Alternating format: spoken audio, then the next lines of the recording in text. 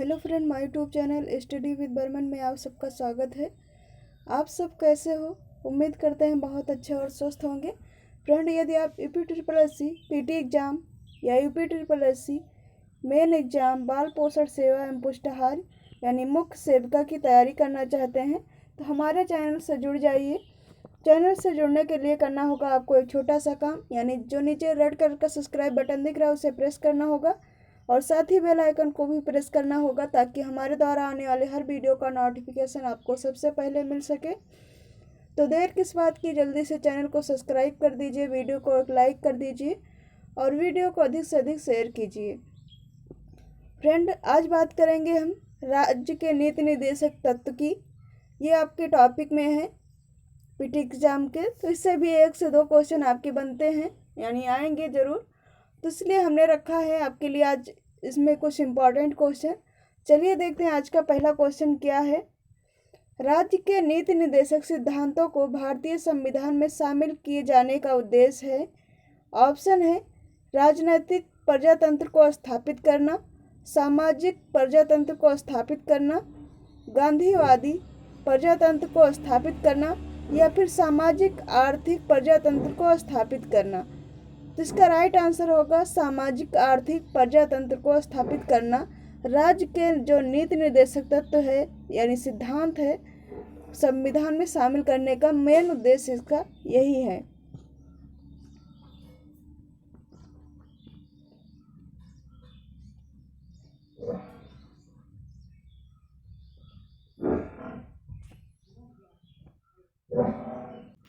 अगला क्वेश्चन है question number 2।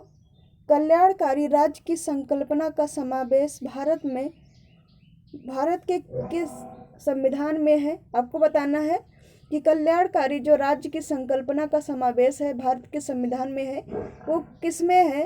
राज्य के नीति निर्देशक तत्वों में, चौथी अनुसूची में, या फिर आपका मौलिक अधिकार में, या फिर प्रस्तावना में। तो आपको बताना है कि जो कल्याणकारी राज्य की संकल्पना की गई है भारत के संविधान में वो किसके अंतर्गत की गई है। तो इसका राइट आंसर होगा ऑप्शन ए, यानी राज्य के नीति निर्देशक तत्वों में शामिल की गई है। अगला क्वेश्चन है क्वेश्चन नंबर 3। समान कार्य के लिए समान वेतन भारत के संविधान में सुनिश्चित किया गया एक मौलिक अधिकार है, राज्य के नीति निर्देशक सिद्धांतों का अंग है, मौलिक कर्तव्य है, आर्थिक अधिकार है। ये क्वेश्चन जो है आपके पिछली बार एग्जाम में भी आया था। तो इसका राइट आंसर होगा ऑप्शन बी, राज्य के नीति निर्देशक सिद्धांतों का एक अंग है, यानी समान कार्य के लिए समान वेतन। स्त्री पुरुष दोनों के लिए जो है वो समान कार्य के लिए समान वेतन की इसमें प्रावधान किया गया है राज्य के नीति निर्देशक तत्व के अंतर्गत। तो इसका राइट आंसर ऑप्शन बी रहेगा।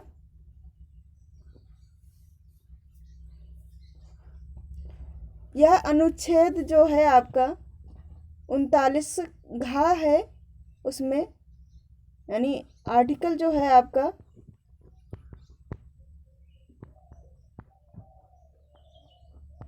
घ, इसी के अंतर्गत जो है ये प्रावधान किया गया है कि जो स्त्री पुरुष दोनों को समान कार्य के लिए समान वेतन होना चाहिए।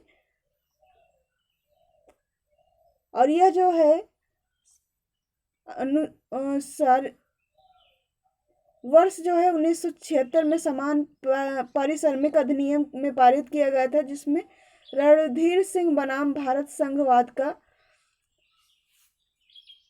1982 में सर्वोच्च न्यायालय में अभिनिर्धारित किया गया कि संविधान की प्रस्तावना और अनुच्छेद 39 घ में अनुच्छेद 14 और 16 के समान ही पढ़ने से समान कार्य के लिए भी समान वेतन का सिद्धांत प्राप्त होना चाहिए, यानी उससे प्राप्त हुआ है। ये आपका अनुच्छेद, जैसे आपको समान पढ़ने का समान अधिकार प्राप्त हुआ उसी प्रकार आपके समान कार्य के लिए समान वेतन का भी अधिकार दिया गया, प्रावधान किया गया। अगला क्वेश्चन है क्वेश्चन नंबर 4। निम्नलिखित में से कौन एक मौलिक अधिकार नहीं है? ऑप्शन है उत्पीड़न के खिलाफ अधिकार, समान कार्य के लिए समान अधिकार, समान कार्य के लिए समान वेतन, कानून के समक्ष बराबरी, धर्म पालन की स्वतंत्रता का अधिकार। तो ये एक आपका मौलिक अधिकार नहीं है। ये है आपका ऑप्शन बी, समान कार्य के लिए समान वेतन जो है ये आपका अधिकार ना होकर ये नीति निर्देशक तत्वों के अंतर्गत इसे शामिल किया गया है। बाकी सभी जो हैं ये सभी आपके मौलिक अधिकार हैं तीनों, और चौथा जो है ये आपको बाद में दिया गया। अगला क्वेश्चन है क्वेश्चन नंबर 5। भारत में निम्नलिखित में से किसके अंतर्गत पंचायती राज प्रणाली की व्यवस्था की गई? ऑप्शन है मौलिक अधिकार, मौलिक कर्तव्य, राज्य के नीति निर्देशक तत्व, सिद्धांत। सिद्धांत या तत्व दोनों में से कोई भी हो तो वही माना जाएगा। और चुनाव आयोग अधिनियम। तो आपको बताना होगा ये जो है आपका किसके अंतर्गत जो है पंचायत प्रणाली का यहाँ पर व्यवस्था की गई है। तो इसका राइट आंसर होगा ऑप्शन सी, यानी राज्य के नीति निर्देशक तत्वों के अंतर्गत किया गया है। यह जो है भारतीय संविधान के भाग 4 के तहत जो है राज्य के नीति निर्देशक सिद्धांतों के अंतर्गत जो पंचायती प्रणाली है, पंचायती राज प्रणाली की व्यवस्था की गई है। संविधान का जो अनुच्छेद 40 है, यानी आर्टिकल 14 जो है 40, राज्यों के लिए ग्राम पंचायतों के लिए गठन का प्रावधान किया गया है।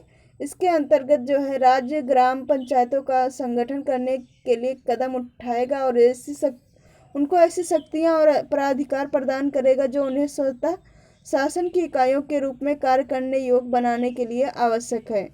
तो ये सभी जो है यानी जो ग्राम पंचायती राज प्रणाली व्यवस्था है वो आपके राज्य के नीति निर्देशक तत्व के अंतर्गत आर्टिकल 40 यानी आर्टिकल 40 के अंतर्गत इसका प्रावधान किया गया है। अगला क्वेश्चन है क्वेश्चन नंबर 6। भारतीय संविधान में राज्य के नीति निर्देशक तत्व को निम्न में से किस संविधान से लिया गया है? ये भी आपका क्वेश्चन काफ़ी पूछा जाता है। तो आपको बताना होगा कि वो किस किस देश से लिया गया है। ऑप्शन है United kingdom, United state of America, Ireland या फिर आपका जापान। तो आपको बताना होगा कि ये किस देश से लिया गया है। इसका राइट आंसर होगा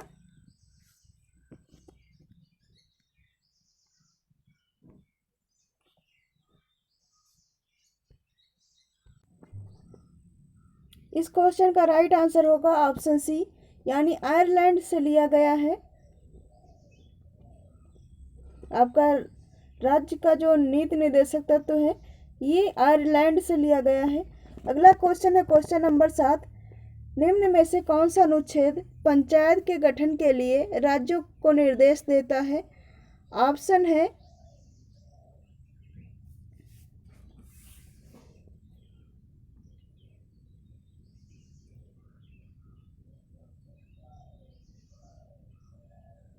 अनुच्छेद 33, अनुच्छेद 40, अनुच्छेद 48 या फिर अनुच्छेद आपका 50। तो आपको बताना है वो कौन सा अनुच्छेद है जो राज्यों को आदेश देता है, यानी राज्य सरकारों को आदेश देता है। तो इसका राइट आंसर होगा आप अनुच्छेद 40 जो है ये आदेश देता है पंचायत के गठन के लिए। अगला क्वेश्चन है क्वेश्चन नंबर 7। 42वें संविधान संशोधन द्वारा किस अनुच्छेद के माध्यम से श्रमिकों के प्रबंधन की भागीदारी सुनिश्चित की गई है? ऑप्शन है अनुच्छेद 38, अनुच्छेद 39A, अनुच्छेद 45, अनुच्छेद 43A। इसका राइट आंसर होगा ऑप्शन डी, यानी अनुच्छेद 43A जो है श्रमिकों के जो श्रमिक हैं उनके प्रबंधन की भागीदारी को सुनिश्चित किया गया है आर्टिकल 43A के अंतर्गत। अगला क्वेश्चन है क्वेश्चन नंबर 9। निम्नलिखित में से कौन सा नीति निर्देशक तत्व है? ऑप्शन है समान नागरिक संहिता, प्रेस की स्वतंत्रता, धर्म की स्वतंत्रता या फिर विधि के समझ समानता। तो आपको बताना होगा कि नीति निर्देशक जो तत्व है वो किसके अंतर्गत सम्मिलित है।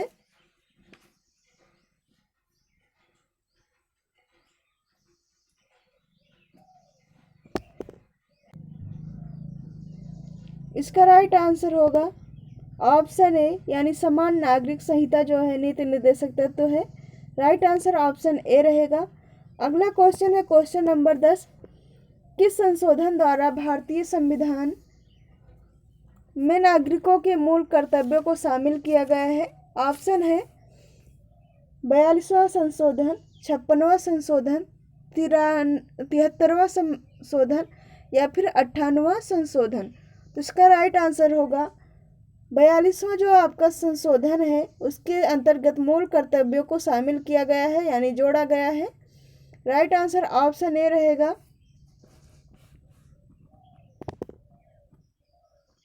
और ये जो है आपकी आगे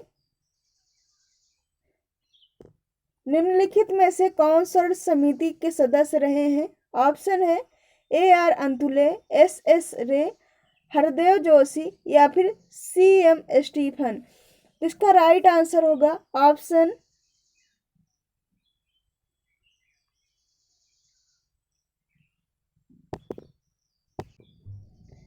इसमें जो है आपका वो आपके AR अंतुले और आपके SS रे और CM स्टीफन, ये तीनों जो हैं षड सिंह समिति के सदस्य रहे हैं, जबकि हरदेव जोशी जो है नहीं थे इस समिति में।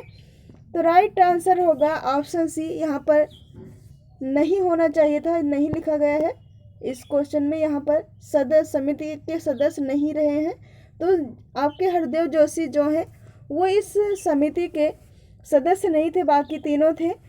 और ये स्वर्ण सिंह समिति जो है 42वें संशोधन जो है संविधान संशोधन जिसमें मूल कर्तव्यों को जोड़ा गया है उसमें शामिल थे। अगला क्वेश्चन है क्वेश्चन नंबर 12। किस संशोधन द्वारा भारतीय नागरिकों के लिए 10 मूल कर्तव्य जोड़े गए? आपको बताना है कि संविधान का कौन सा संशोधन है जिसके अंतर्गत जो नागरिकों के लिए मूल 10 कर्तव्य जोड़े गए हैं वो किसके अंतर्गत जोड़े गए हैं? तो इसका राइट आंसर होगा ऑप्शन डी। 42वें संशोधन के अंतर्गत 10 मूल कर्तव्यों को जोड़ा गया है जो आप भारतीय नागरिकों को इसका पालन करना होगा। अगला क्वेश्चन है क्वेश्चन नंबर 13। भारत के नागरिकों के मूल कर्तव्य का विवरण संविधान के किस भाग में दिया गया है? ऑप्शन है भाग ए, भाग 4 का, भाग 2, भाग 4।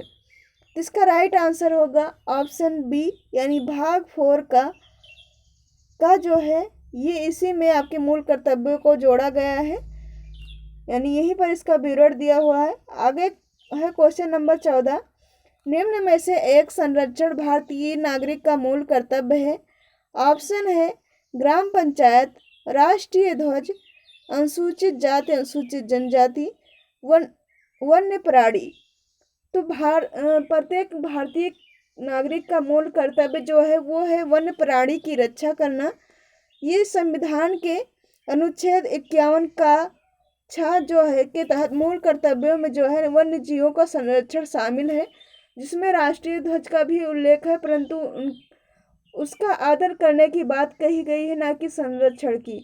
और ग्राम पंचायत एवं अनुसूचित जनजाति जो है वो उसका मूल कर्तव्यों में उल्लेख नहीं है।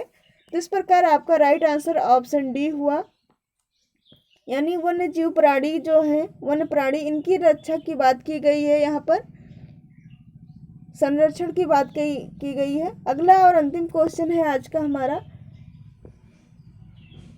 भारत के प्रत्येक नागरिक का कर्तव्य होगा कि प्राकृतिक पर्यावरण का संरक्षण एवं सुधार शामिल है, यानी किसके अंतर्गत कहा गया है कि भारत के प्रत्येक नागरिक का कर्तव्य है जो है प्राकृतिक पर्यावरण का संरक्षण एवं सुधार करना।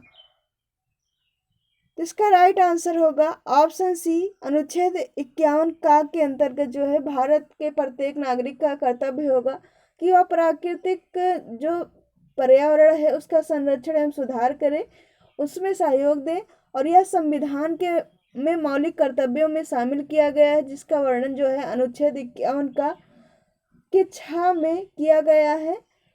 राज्य के नीति निर्देशक तत्वों के तहत भी अनुच्छेद 48 का या अनुच्छेद 48A में यह वर्णित किया गया है कि राज्य या देश के जो पर्यावरण के संरक्षण तथा संवर्धन तथा जो वन्य जीवों की रक्षा का प्रयास करेगा। यानी ये जो आपका अनुच्छेद 51 का है और अनुच्छेद 48 का है, ये दोनों जो है राज्य या देश की जो भी पर्यावरण संपत्ति है उसकी संरक्षण करना प्रत्येक नागरिक का कर्तव्य होगा और उसमें सुधार करना भी प्रत्येक नागरिक का कर्तव्य है। तो ये रहे आज के नीति निर्देशक तत्वों के अंतर्गत आपके इम्पोर्टेंट क्वेश्चन, और इससे आपके क्वेश्चन तो बनते ही हैं। आपके एग्जाम में सुनिश्चित है कि एक क्वेश्चन आएगा, आपको 1 नंबर दिलाएगा आज की क्लास का। तो आप लोग पूरी क्लास जरूर देखिएगा। मिलते हैं नेक्स्ट क्लास में नेक्स्ट टॉपिक के साथ।